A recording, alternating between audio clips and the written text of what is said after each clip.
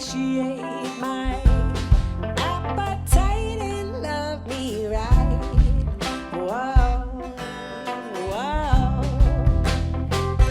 Give me some of that good, good love in the morning. Some of that good, good love in the night. The good love anytime you want. 'Cause you know I love me right.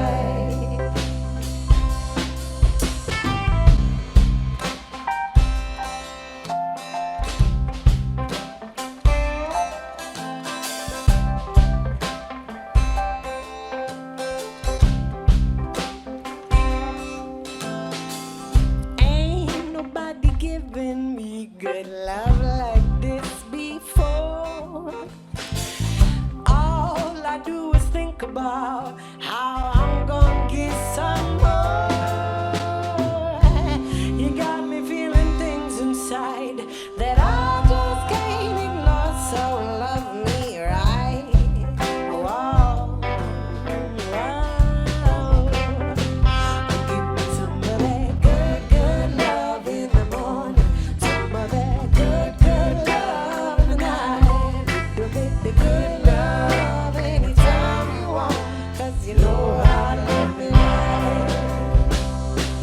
When you give me that good, good love, you lift me up. I feel brand new. When I got some good love too, then I share mine with you.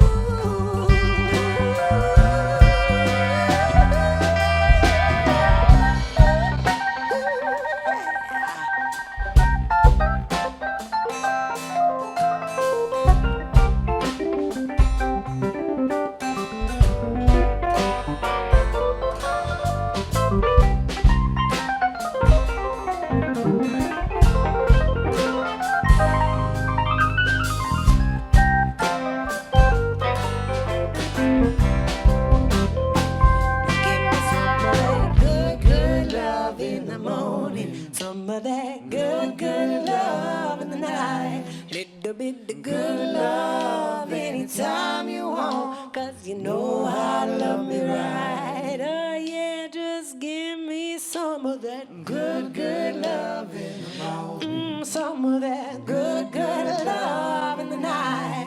Little bit of good love anytime you want. 'Cause you know I love me right. Good, good love in the morning. That good, good love in the night. The good love anytime you want. 'Cause you know I love me right. Oh yeah. Good, good love in the morning. That good, good love in the night. The good love anytime you want. 'Cause you know I love me right. 'Cause you know I love me right. 'Cause you know I love me right. Yeah.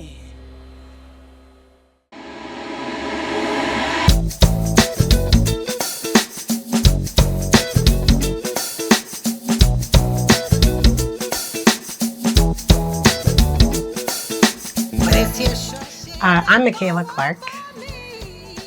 I'm Jim LaMonaco. Everyone calls me Lomo. We're Caviar Grits. It's not actually like that. No, it's not like each one is a representation of somebody. It's more different feelings in the music, I think. I'm sure people think that when we do duo shows. Sometimes they'll ask. Yeah, we've heard that Yeah. before. I was in a cover band. The first time I was ever in a band, and it was before I started writing music. And if anybody who's ever been in a band before knows that sometimes trying to choose a name can be like just agonizing. I mean, we almost broke up over it. Like it was just so stressful. And one of the band members wanted Caviar Grits, and I was on his team. And another band member suggested a different band name that was not so great. And we got sick of fighting about it, so we just agreed to the other name. So Caviar Grits didn't get used. And then when I did start writing music and I wanted to form a band, I reached out to my buddy Doc, and I was like, hey, you mind if I use that name? And he's like, yeah, go for it. So I think right, like the caviar is this refined taste, you know, the jazziness, the tightness, and I think the grits is the emotion and the down home feeling about it. Well, that certainly is represented in our music. There's a certain refinedness about it. I mean, Michaela's well schooled, and her, you know, her voice is precise and awesome. And everyone in the band is, you know, well schooled and precise, but we all have the ability to kind of let our soul out and let the monsters out a little bit, and get funky, if you will. It's a little classy and a little trashy, I guess. I was singing as soon as I could talk. When I was in second grade, all the lunch ladies at my school would be like, "Oh, here she comes singing," because I just sang all the time. Like I don't even realize I'm singing a lot of the times. It's just, if I'm existing, I'm singing, right? And you couldn't join chorus until third grade. But I was just so into it. They let me start a year early, and they let me bring a friend so I wouldn't be shy around the older kids, you know. So I started that in third grade, and I took a little bit of piano, and then by middle school I was taking voice lessons, and so I thought I wanted to be like a professional classical singer. I thought I was going to graduate. I did graduate high school and get my degree in vocal performance, but I thought after that I would go to a conservatory or maybe go to Europe or like whatever. And it just like, I realized sort of all of a sudden that I did not want to do that. So it took me 5 years to do my undergraduate degree, because I was trying to get all these languages under my belt, like, because you have to sing in other languages so often, and I wanted to make sure that my resume looked great when I'm applying to conservatories. And so I had like a gazillion credits, and then I graduated, and then I was like, no, never mind. And then I just got a job doing makeup for a little while, and that's sort of where I fell out of music, until I found the music that really spoke to me. So yeah, my band in the 90s was called Yoke, which formed like right after I got out of high school. I graduated in 91, and we played our first gig, I think, in 92 or maybe early 93. And it was a little bit of all styles. Like, I remember being heavily influenced by a group called Mr. Bungle, who within one song they'll go from jazz to punk to, they'll just be combining lots of different styles all in one, and I loved that. And so my band Yoke did a lot of that kind of stuff. I wrote a lot of the material, a lot of the musical material, but the group contributed to the sounds, and then Jimmy John wrote all the lyrics, and it was a really fun way of composing music together. I would come in with a bass riff and a little bit of an arrangement, and then the rest of us would see where it goes, and it would always end up going 10 different places that I didn't expect, and we would piece all 10 of them together.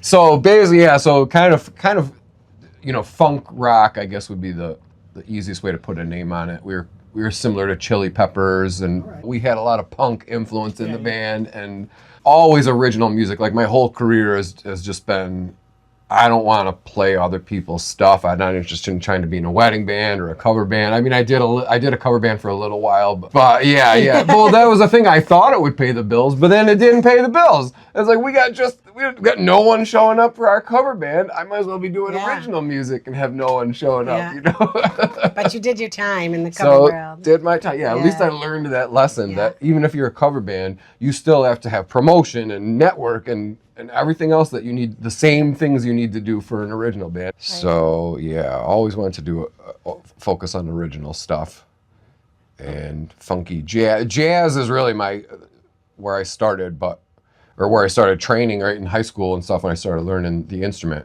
And I love jazz, but never wanted to be in a jazz group. But I kind of bring the jazz feel to whatever group I'm in, Right. Well, my name is Greg Stevens, and I own the Skylark Diner. Growing up in Vestal in the 80s, 90s was pretty fantastic. It's a good little town to grow up in. I spent a lot of my youth in this very restaurant, doing dishes for my parents, and then worked my way up into the cooking arena as well. My earliest memory probably was playing out in the back parking lot as maybe young as 5, 6 years old. Just finding a dirt pile out back, and that was my playground. I spent a good portion of my time, playing around the back storeroom and down the basement here, and just doing whatever I could to occupy my time. Growing up, they were awesome. They were, they were dedicated to the diner. They worked here constantly. My mother opened, my father closed, and then even when we were open 24 hours, they were both on call, always having to deal with whatever came up. Back in 1956, my grandfather, a man I never met, opened this place up. He was a Heinz ketchup salesman, and going around from account to account said, geez, it'd be really cool if I had my own place. So he did whatever he had to do and made a few phone calls, telegraphs. I don't know what was going on in the 50s, but he basically ordered a diner from New Jersey, and they shipped it up here by rail to the museum's over here, but that's where it came in. They put it on a flatbed truck, drove it over, and dropped it on the foundation. So this dining room didn't exist. This was added on later. It basically looked like one of those slipstream, or what do they call it? Airstream trailers. Rounded top, stainless steel all over, and just windows. It basically looked like a train car. And when they put it on there, they added the kitchen to it to kind of supplement, the actual diner itself. But the front of it, the floors, the counters, most of the stainless steel that's up around the top is all the original stuff. We've obviously upgraded things like the actual tabletops, light fixtures, things like that. But for the most part, it's pretty much the same. Other than paint, we've obviously switched out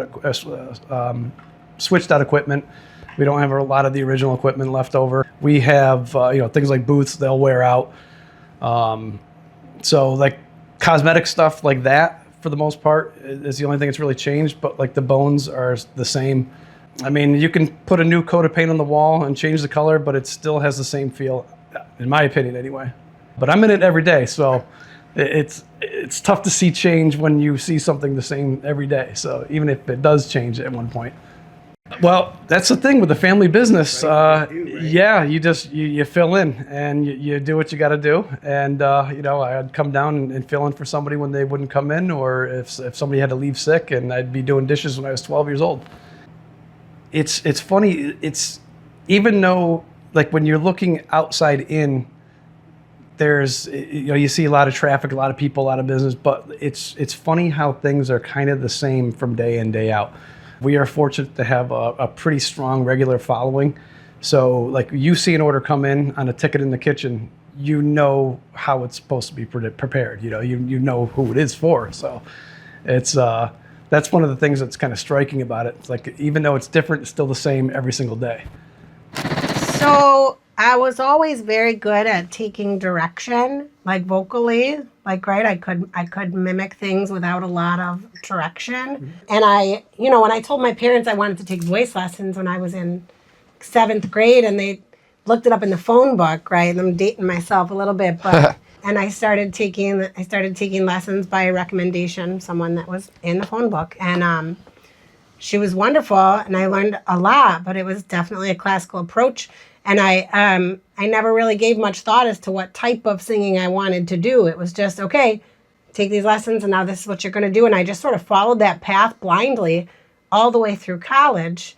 And it gave me a great foundation because I became very skilled at being able to use my voice how I want to use my voice, and to have a lot of options, and to know that I'm doing it safely and with good technique and things. But yeah, once I realized I didn't love singing classical music. I remember the moment I was in a voice lesson, and there was a long run, lots of notes, and I sang it just a little bit different, and my teacher said, "That's wrong. And it's not what's on the page." And I said, "Well, yeah, but it still fits the chords. It sounds good." And I said, "Well, you can't do that." And I was thinking, like, why the heck can't I do that, right? Like, it's just, and that's not always the case in classical music. There is some opportunity to improvise, but not much. And I realized that I wanted to make music on my terms, and I wanted it to be, like, for my own enjoyment and not because this is what you're supposed to do. So I started listening to a lot of old music. I've always loved old music, but I got really, really into Otis Redding and Etta James, and I was listening to lots of Janis Joplin at the time. I've always been a huge Zeppelin fan. I love the way Robert Plant uses his voice instrumentally. And so that was the beginning of me figuring out what I sound like when I'm not being told to sound like something. So in the spring of 2019, I had just started writing music, and I like hardly played the guitar. Like I was just barely getting by, but I was really working at it, and I wanted so much to play with other people. So I started hanging out at all the local open mics, and I was going out 5 nights a week at least, just hitting up any spot to meet people and like rubbing elbows with people and small talk is not my forte. Like I kind of like to keep to myself. So it was like just really, I was trying to put myself out there. And I spent a lot of time at Callahan's on Main Street, which is now gone. But I met a lot of these guys there. I met Lomo at Callahan's. And I was looking for people to meet with to start something. And so it kind of all came together like that. I had met Moses earlier on at the cover band that I was in. He came out one night and he was, partying hard at this bar, and he was like our #1 fan, screaming and stuff. And so we just kind of like exchanged contact info because he had told me he was a drummer. And so he and I had talked about starting something, but I could hardly play the guitar and he's on the drums and we didn't know anybody else. So it was like, wow, let me see what I can do. And so then I met these guys at open mic. Yeah, open mic is the key. I myself, my life kind of drifted away from music, but around 2019, I was ready to get back into it and really itching to get back into it. So I too was hanging around at all the open mic nights and trying to get myself to write my own songs and put them out there and stuff. Because as a bassist, my whole career had been spent like joining up with other people who can write songs. So I wanted to learn how to write my own songs. So I'm out at open mic, and we crossed paths there, and I heard her sing, and I had to make some music with her. So I'm glad you were out that night. What can I say?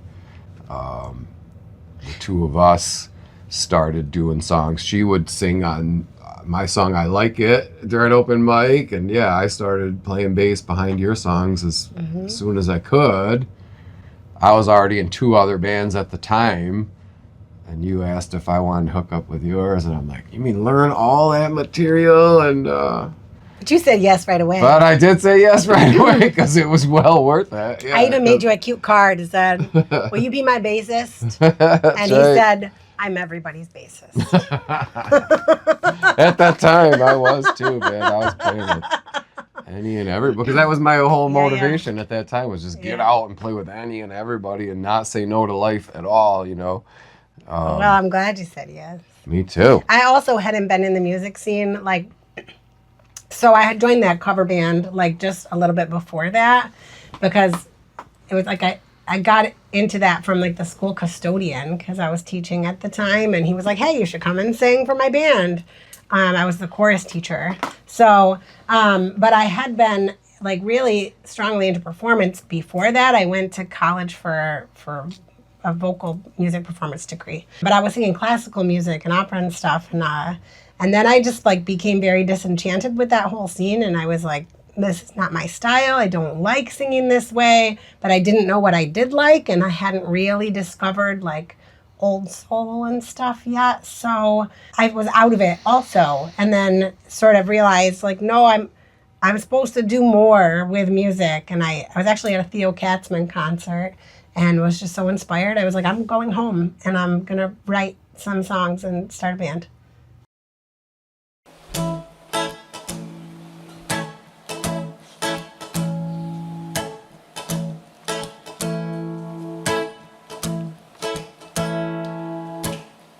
No 1 and 2 in the morning, if I call you up, you rush to me. to see what I need. You don't press me, you don't try to undress me, you just wanna make sure that I'm doing okay. That's why you are the best.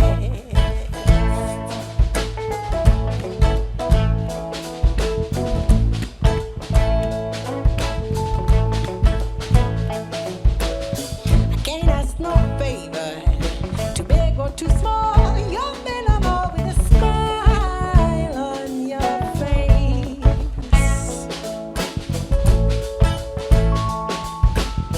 No secret motive, simply devoted to being a good friend. That's why you are best. You got my back, and for that I am so thankful. Touch upon my cracks whenever I'm not able.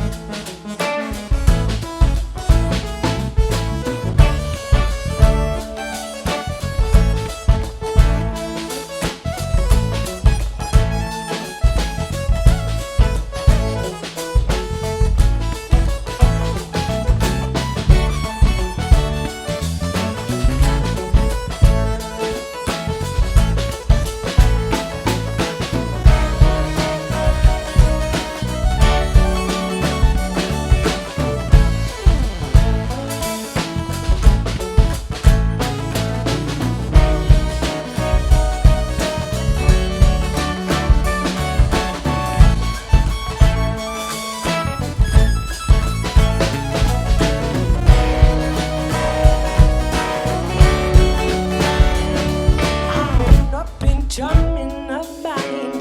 You're the one that comes to mind, 'cause I know you won't judge.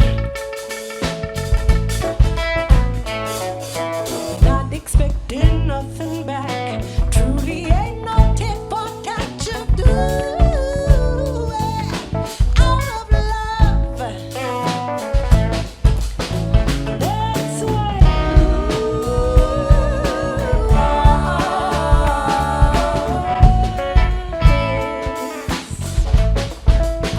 that's why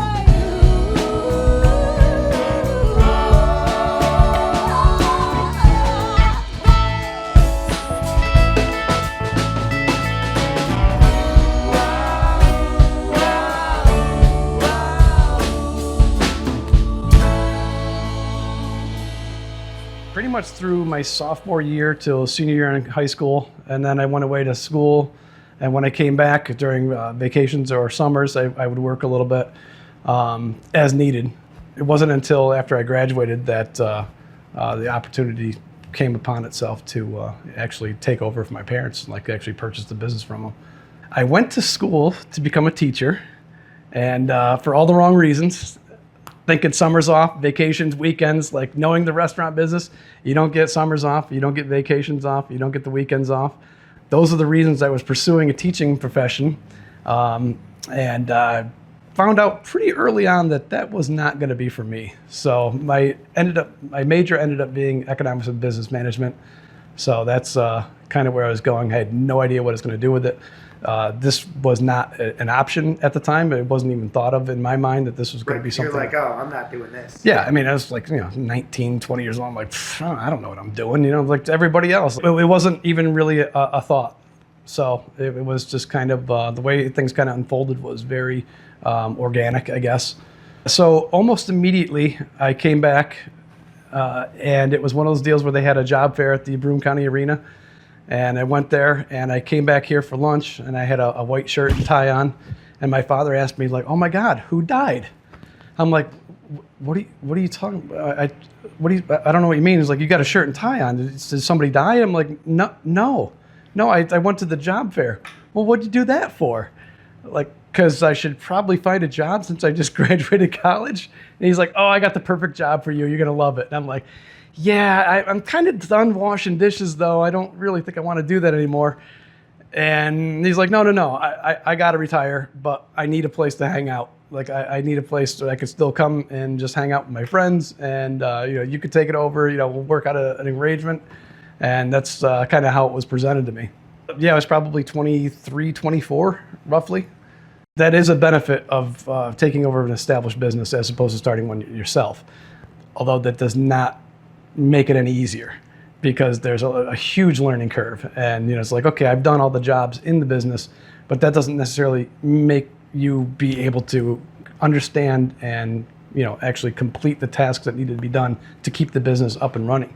You think you see it in all, and then every day another challenge arises that you have to overcome, and you don't know when it's going to come, where it's going to come from, in what form. It could be a new regulation from the health department or the state of New York or the federal government, who knows? Or it could be just an employee issue, or it could be your main piece of equipment goes down on a Saturday morning and now you got to deal with that. Just stopped working. What goes through your head at that point? That's pure panic, because you have a diner full of people. They don't care why the food's not coming out.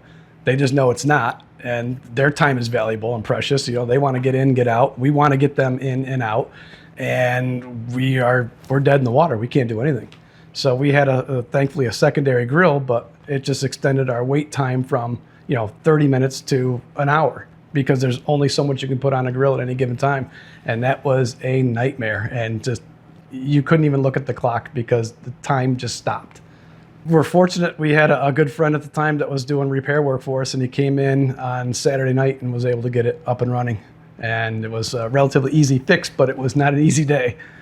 So there's a multitude of different things that can happen at any given day, and it pretty much will. So you got to be prepared just for that. So the mental aspect of it is just what's going to happen today. In the beginning, we played our very first gig at Callahan's, which was very fitting since that's where we met. And it was February 1st, 2020. So we played a show, and then the whole world shut down. Yeah, so that was a weird time. Just with everything started happening, we closed down in maybe just right around St. Patrick's Day of 2020. We didn't know if it was going to be temporary, so we just kind of just left everything as it was. I was like, all right, we'll take a couple days and see what happens. And then that just continued to July. So it was a good quarter of the year we were shut down. And it's like, I was coming down here every day and like, I don't even know what to do. Well, we had tried the takeout, and that was just not doing it. It was like, there's really no point in doing this, trying to get orders in. Yeah. It was one of those things where like the first week was like kind of awesome, because it's like, for me, like being here every single day, like, I just get to be home. So I had a couple projects. I'm like, all right, I'm just gonna fix that trim around that door. Oh, okay, I got time to do it now. This is great. So that went on for a week, and then I was like, okay, like this is getting serious now.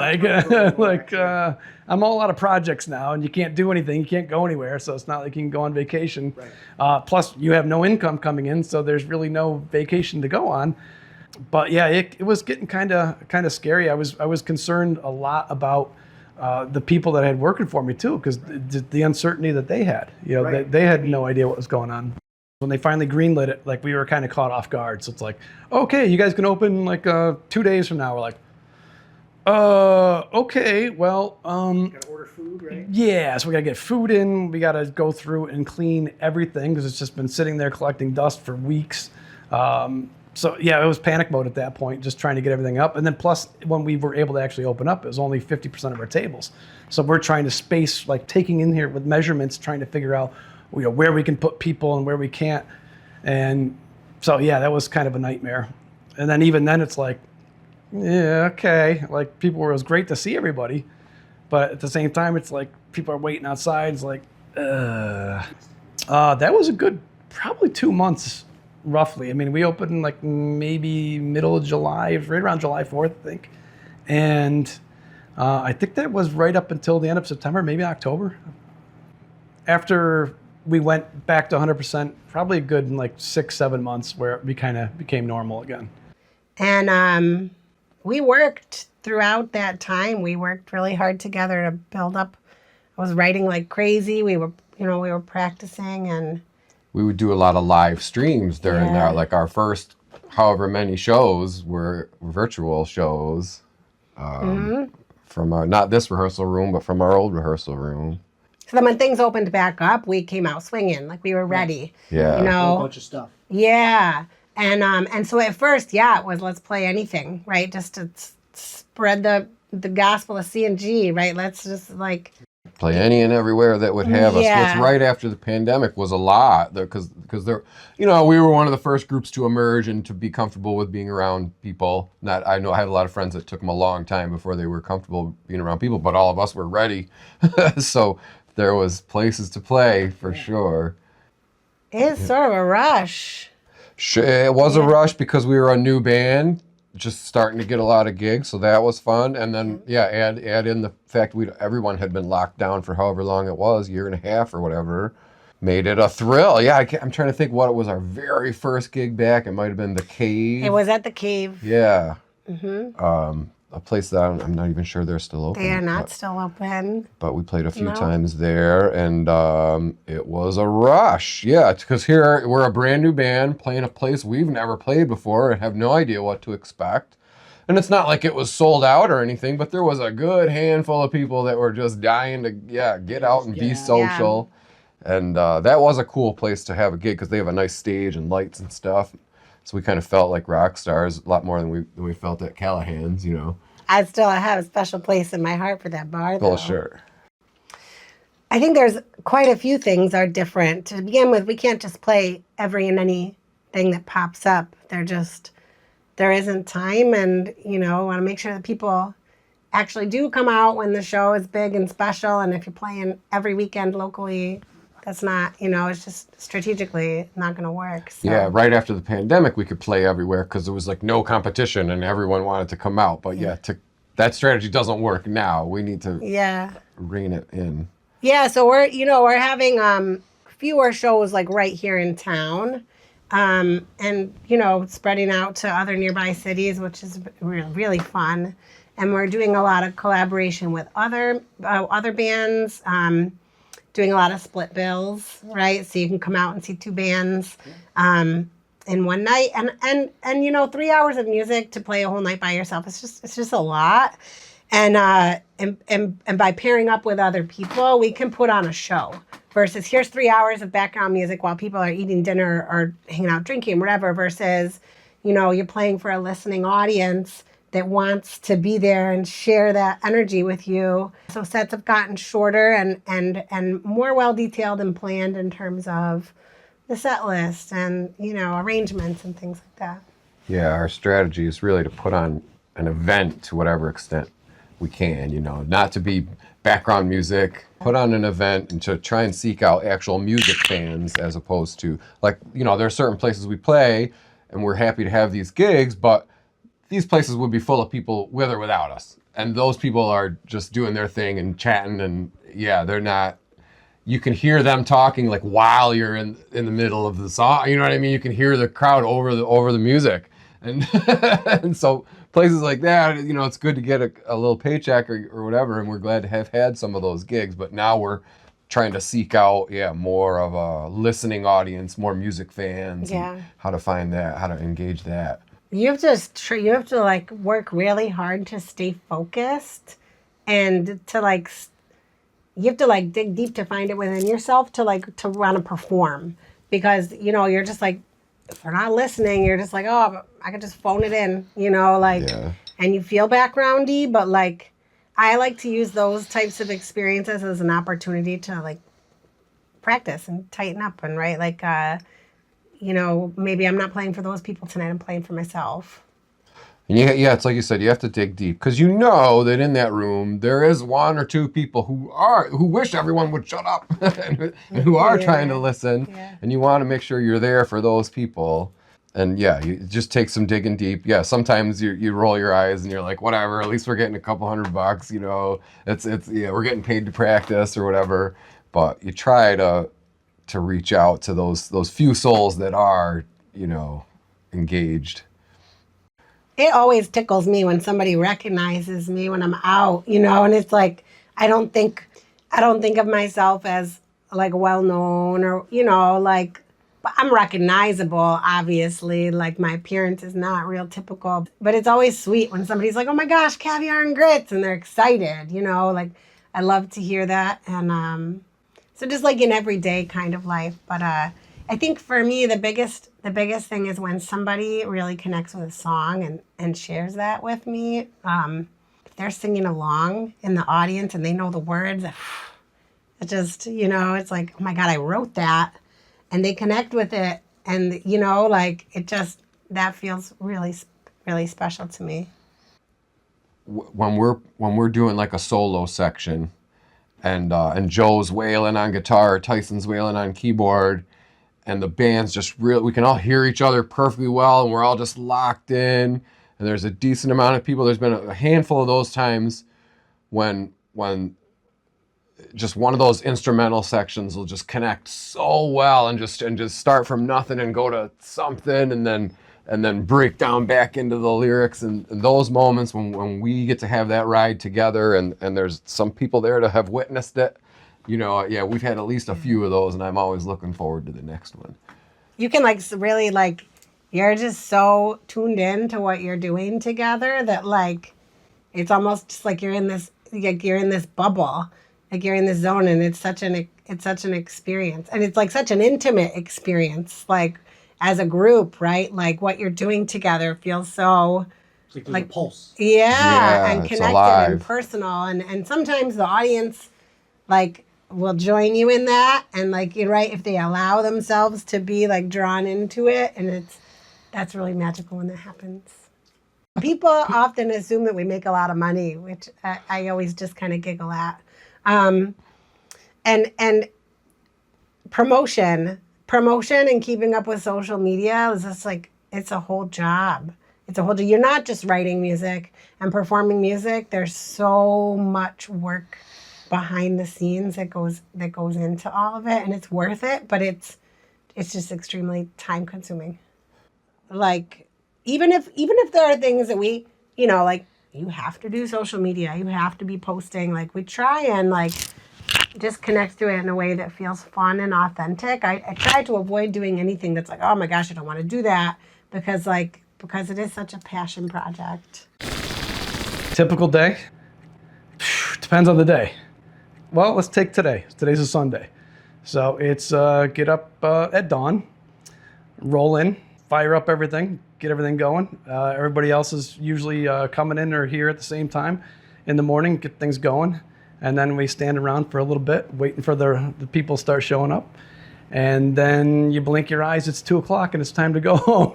So yeah, it's just, it could be just complete bedlam where you don't know when it's gonna happen, if it's gonna happen, if you're gonna get busy, if you're not gonna get busy. You just gotta prepare for everything all at once. People ask a lot of times, like, what's your slowest time, you know, and it in 24 years of owning this place, there's just no set guide that you can say, okay, it's Tuesday at 2:00, it's going to be slow. We can do this, we can cut staff, we can do whatever we have to do. Like, there's no, because next Tuesday it's going to be crazy. And same thing with weather. You think like, oh, if it's going to snow, oh, people aren't coming out in the snow. Well, yeah, they just might. They might come out in droves. And same thing with like rain, like on a Saturday or Sunday, you know, like people think people will be coming out and they want to stay home. They're getting like cabin fever. They show up sometimes it's pouring out. We're like, where is everybody? And so it's one of those industries where you just cannot like put a finger on the pulse. You just don't know what you're going to get from day in, day out. That I'm still here, that I haven't run out of the building screaming, which that's not true because I have done that before. But it's a good scream. It's fun scream. Nothing really surprises us anymore. I feel like we've seen it all. I mean, there's things that come up, and I can't give an example of what it is. It's like, but it has been said before. Like, just when you think you've seen it all, you know, like yeah, it's just like, okay, well, this is happening right now, and then just deal with whatever it is. This place, especially in the 80s, I don't remember as much, but like a lot of people I talk to that used to come in, they will tell you that this place was absolutely crazy. Like after 11 o'clock on a Friday, Saturday night.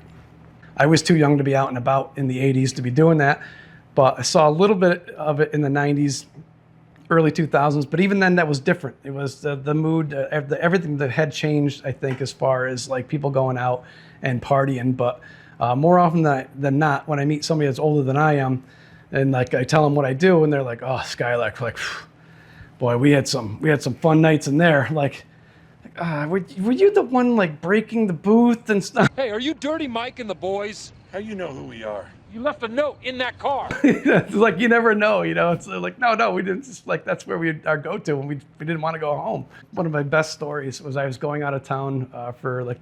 I don't even remember what the occasion was, but I was here at like 4 o'clock in the morning grabbing coffee, and I pulled in the parking lot. There's not a car.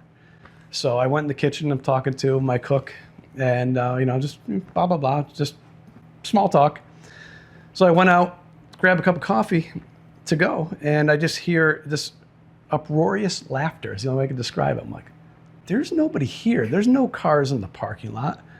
And so I turn the corner over here, and I peer in here, and there's probably 12 police officers in here from State Police, Broome County Sheriff's, Vestal PD, on their lunch break. Oh, okay. So they're in here having but it was like a room full of police, and so I just like, hey, if you guys don't knock it off, I'm gonna have to call the cops. And it was crickets. Nothing. It was like, that didn't kill. No, that didn't. They're just like, who is this? Who are you again? I'm like, okay, like. I'm just gonna go over here now. My bad. It's like a balloon. Okay, I own the place. Yeah, the balloon just popped. I'm like,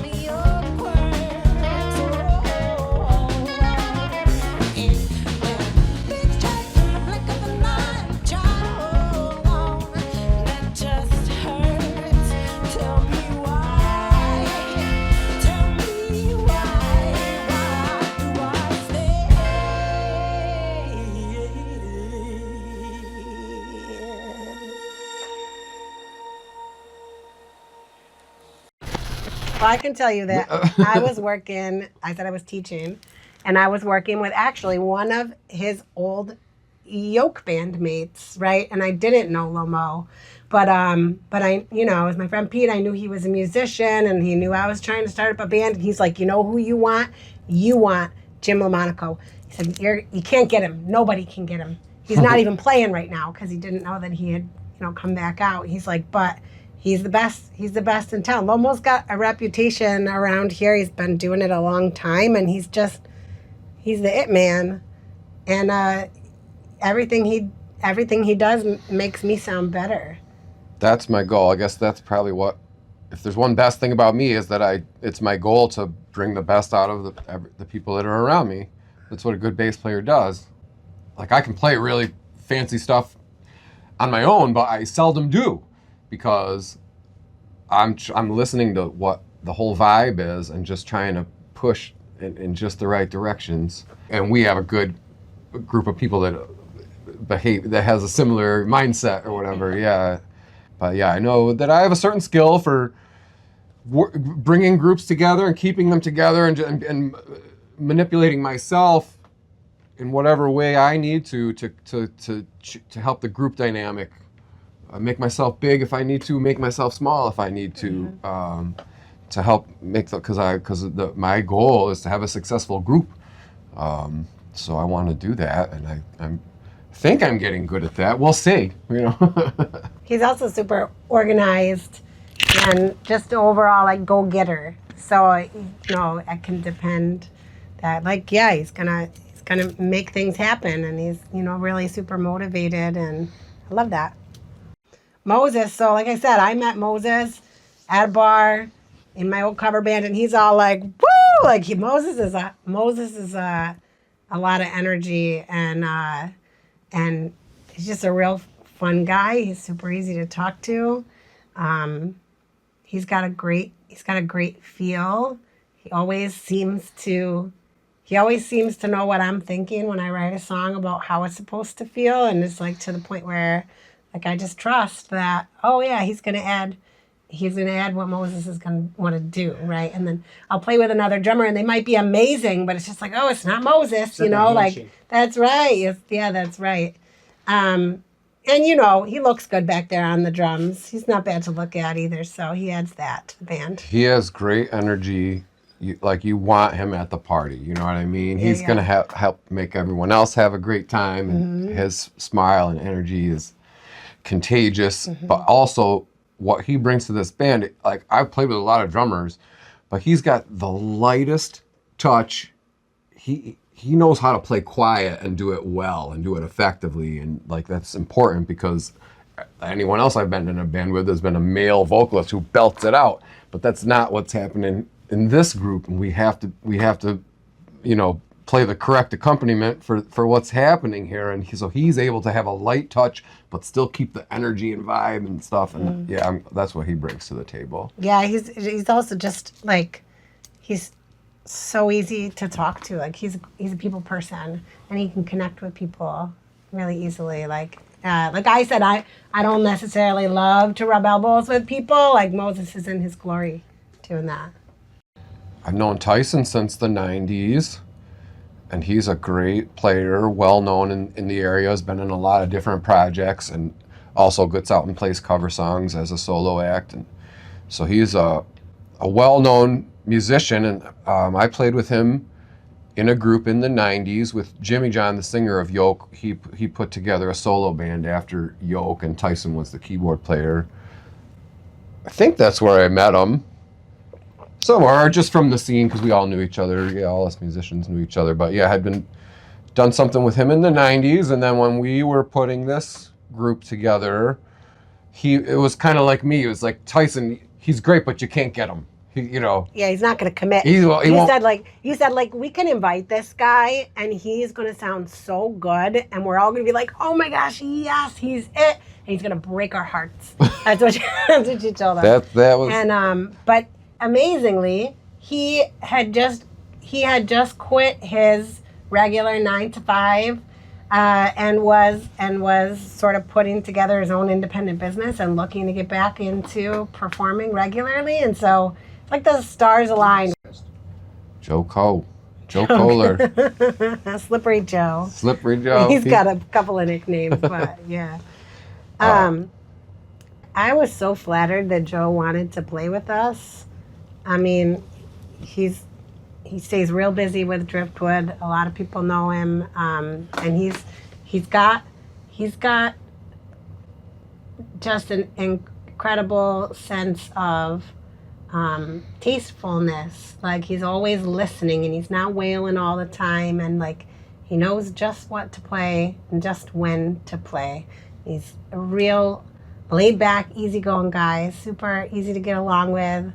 We always have fun and laugh, and it's a joy to play with him. He's really good with figuring out arrangements and what if we tried this, and he has good ideas. We kind of we shot high. We were like, this is who we want, let's ask them, and just got really lucky. Just got really lucky that we wanted to play with them and they wanted to play with us, and yeah, Joe. I knew Joe from the Jimmy John project. He had done a record where Joe did a guitar solo on it. He wasn't in the band or anything, but we it was like an Eric Clapton White Album thing. Pretty much, yeah. He just came in and banged out a face ripper, and I knew him since then, and then he had done some other stuff with Jimmy John, and then of course his band Driftwood is now very successful and touring and all this, but it was during the pandemic, so they weren't touring. And I remember Joe, knew we were looking for a guitar player, and thought, can't hurt to ask, and like you said, very flattering that he did want to work with us, because he's certainly very successful without us. He's a skilled player, has a degree in music, skilled producer, so it was flattering that he wanted to work with us. And we knew with Joe that he is in another band, and A very popular. A popular band, a busy band, so much other stuff going on. Yeah, so we knew like there will be some sacrifices. Like he brings a lot to the table, but there's some sacrifices. We can't play every weekend. Yeah. We can't, have him at every rehearsal. But we take what we can get, and he's worth it. Yeah, and it's totally worth it. It took me maybe like a year at least to come down out of the clouds, like that all these people wanted to play songs that I'd written with me, right? Because I'd been singing since forever, but I was really a brand new songwriter. And it's interesting. I can sit down and try to write something and I'll come up with something. But most of the time for me, writing a song is like, I hear a melody first, and I always start with melody. Sometimes words will come with it, and sometimes it's just the notes. And quick as I can, I'll get my phone out and try and record it, capture it in a voice memo, just so I don't lose the thought. If I have time, I'll stop what I'm doing and just go try to develop it right then. But sometimes I think I'm making them up, and other times it feels like they're just being delivered to me from somewhere, like channeling it from, it sounds wacky, but I've had just little tidbits come, and other times I've had a whole song delivered all at once, so writing songs kind of came naturally to me at first, and I just wrote what I felt, and then I started listening to music differently. What are other songwriters doing? And I started reading a bunch of books about songwriting, and it's like, all right, okay, so I can just jump in and try, because that's how you get better. But I also really wanted to kind of hone in and be the best I could be at it. And I'm always going to keep trying to be better than myself yesterday. One of our long-lasting popular songs is "You Got It," and we're actually going to consider recording that one at some point, because we never have. And I wrote that in like my first 3 or 4 songs I ever wrote. Like, it just kind of came out. It was one of those all-in-one-shot songs, and it holds up. But there's another song I wrote in that same batch that is like 5.5 minutes long of the same thing over and over and over. And I listen back to that and I'm like, well, I've come a long way. And that song led me to the next song, which led me to the next song, which led me to where I am, you know. So I don't hate on it. It doesn't get played. But I don't, you know, I don't feel bad about it or regret it. It's all, you only know what you know until you know more.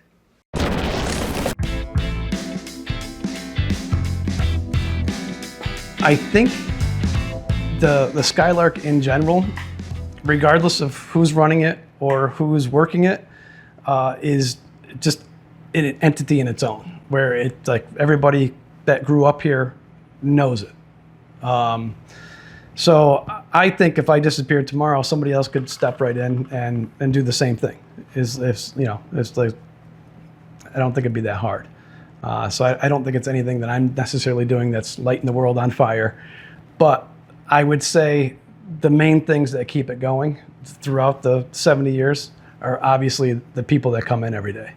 So they're coming here for a reason, whether it's location, like it's 2 doors down from them, or it's it's maybe more affordable than going to a chain perhaps, or they just like coming for that small town atmosphere, where you used like the old school community table type stuff, where when you walk in, you know, it's like Norm from Cheers, everybody knows your name, yeah, and it's kind of that feel, that vibe. We have a pager system now, which I never thought I'd ever have to need, but like, you got to keep it organized somehow, because it could just be a free-for-all, especially when you got 2 doors, one in the back, one in the front, people coming in, like all of a sudden it could be like a melee in here, people fighting over a table. So we try to structure it and keep it organized.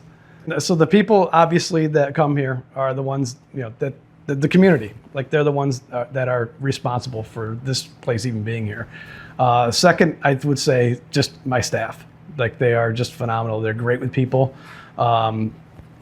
Like I said, it's one of the best staffs I've had in the almost 25 years I've been doing this.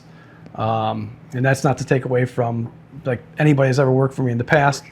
But it just feels different. I don't know what the vibe is, but it is, yeah. And those are the first top 2 right there. Like when I was taking cash in the early 2000s, I remember seeing people come in with their small children, and they're not small anymore, and they're coming in with their kids. So it's like, I'm getting old. But it's one of the kind of the cool things about a small place like this that is very community oriented. It's like seeing these groups come in, generational differences, like coming in and like just, yeah, it's really neat to see. Like I remember when you were your kid's age. The thing I hear the most is, oh my God, you guys are so packed. What a gold mine.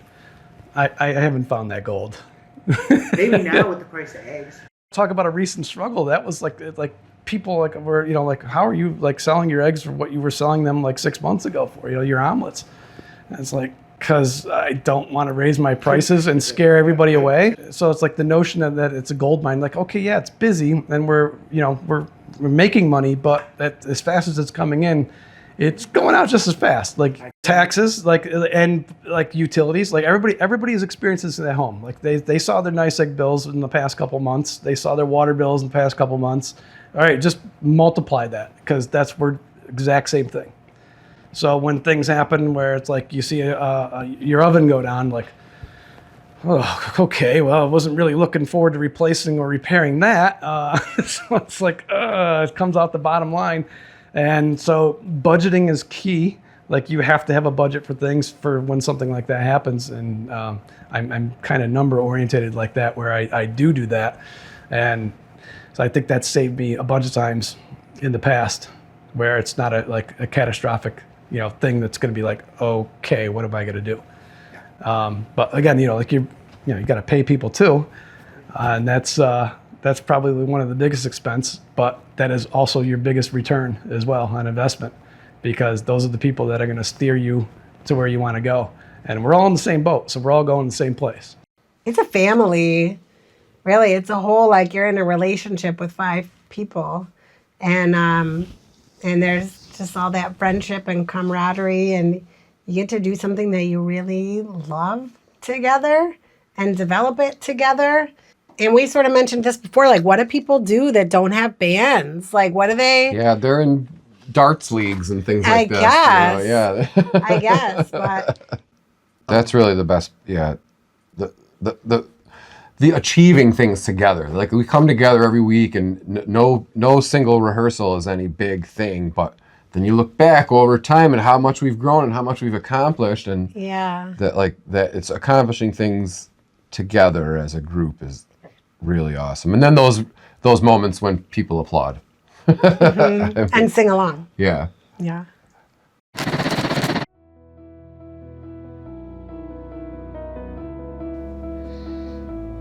Man, everything is music, and it means it's a place to put my attention, where I can organize things and express myself in a way that hopefully spreads joy. It's all about expression for me. I work out a lot of my own struggles in my songwriting, and everything I've written is from my own experience, and then performing it and being able to bring somebody else along for that ride, where somebody feels connection to the song that I've written, because it's all emotion, right? And if somebody else feels that connection to that song, then I feel great.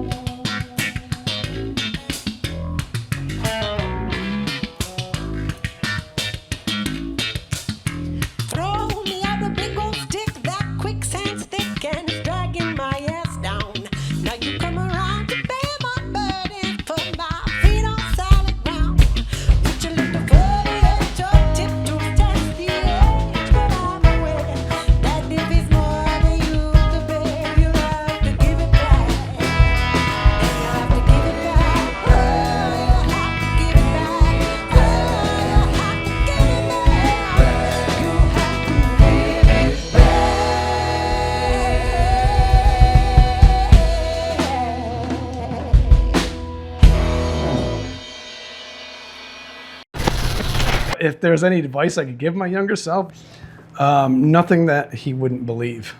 I don't think. I don't think there's any. There's no preparing. There's no, because I could tell myself everything I know today, and me at that age would be like, okay, old man, whatever. It would just be like, yeah, okay, buddy, sure. I don't think I would listen to myself, but patience. I mean, that's the biggest one. And every day ends and another one begins.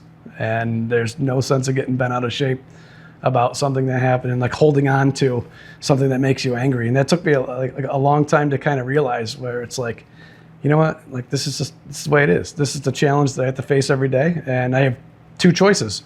I can, be negative about it and just be angry about it, or however I'm going to deal with it in a negative way. Or I can just say, okay, well, how can I make this into an opportunity or make this positive?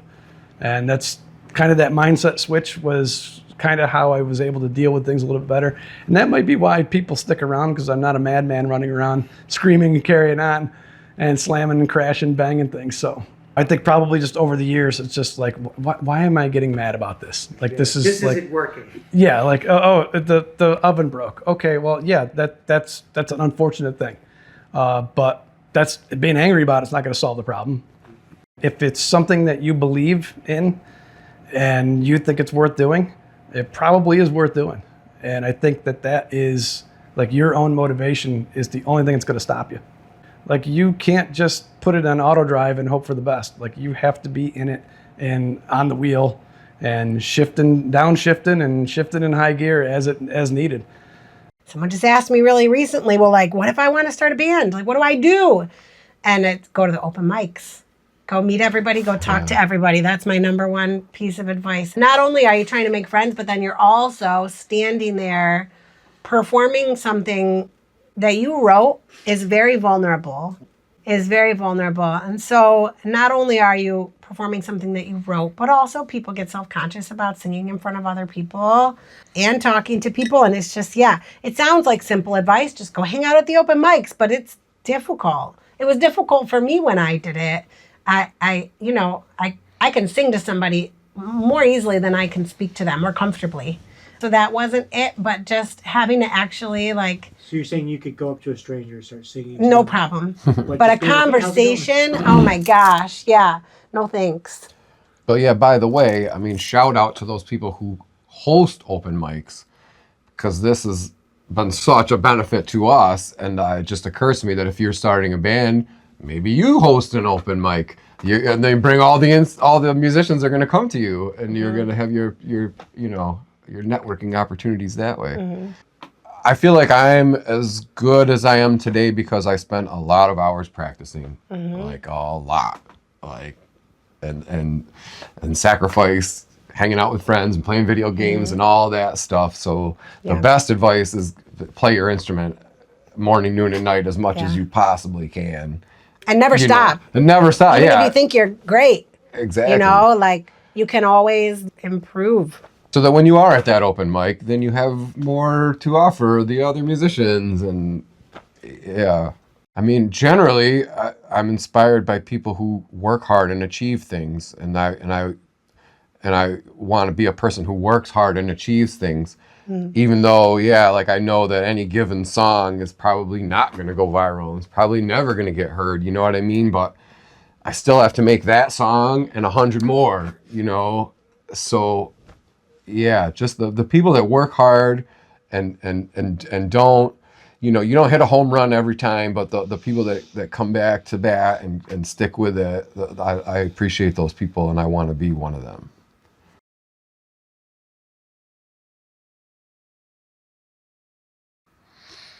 It's treated me well, and I'm grateful for the support and the other musicians and the music fans in this area. It's, we always wish there was more of them, but there's a lot of support here in this area. So I'm thankful. Yeah. I personally would probably not be comfortable living in a big city, or and it never even was a dream of mine to move to Nashville or one of these music cities. So for me, Broome County's treated me has given me an outstanding music career, and yeah, I'm thankful for it. Mm-hmm. Probably the small town feel, I think, is probably the best thing. There's no, like, I've been to big cities and they're fun to visit, but there's just no way I'd want to live there. Just like a rat race. Yeah. So here it's just, it doesn't take you anywhere to get anywhere you need to be. Minutes, whatever, a couple red lights. Yep. So I think that's probably the biggest thing for me.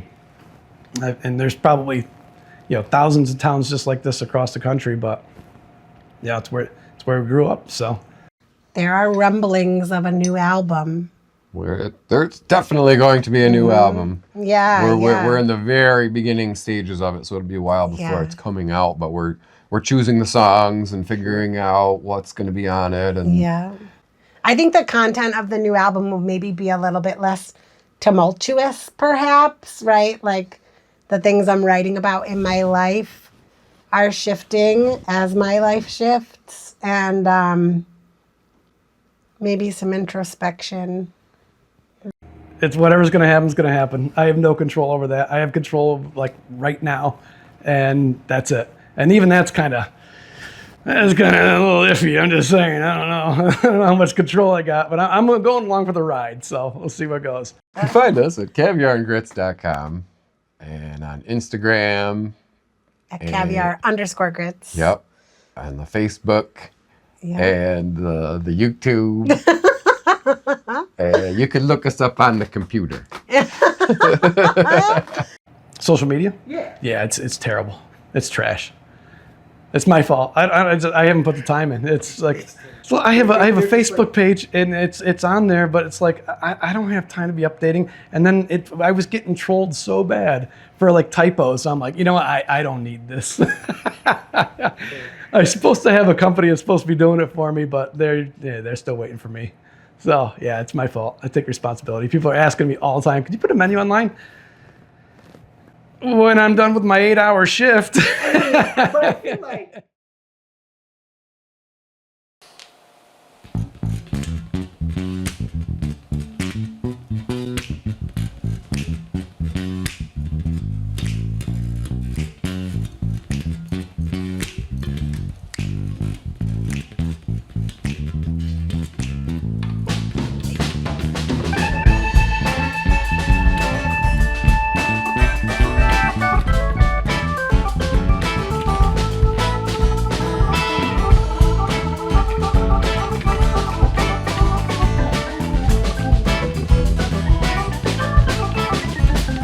Can't put into words just what it is. Got something that I can't explain.